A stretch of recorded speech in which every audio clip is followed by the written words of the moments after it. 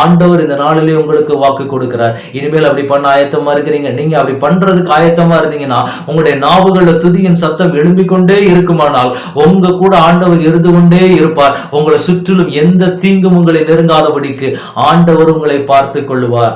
ஆமென். இப்ப ஆண்டவருடைய சமூகத்துல ஒப்பு கொடுக்குறீங்களா? ஆண்டவரே, நான் துதித்து கொண்டே இருப்பேன். ஆண்டவரே, கர்த்தரை நான் எக்காலத்திலும் ஸ்தோத்திரிப்பேன், அவர் துதி எப்போதும் என் வாயில் இருக்கும் என்று சொல்லி ஒரு பக்தன் சொன்னாரே, அதே மாதிரி இன்னைக்கு ஆண்டவரிடத்துல, ஆண்டவரே நான் அறிக்கையிடுறேன்ப்பா, உங்களை துதிக்கிற துதியின் சத்தம் என் வாயை விட்டு என்றைக்குமே போகாது. என் வேலையை உங்களை துதித்து கொண்டே இருப்பாங்க.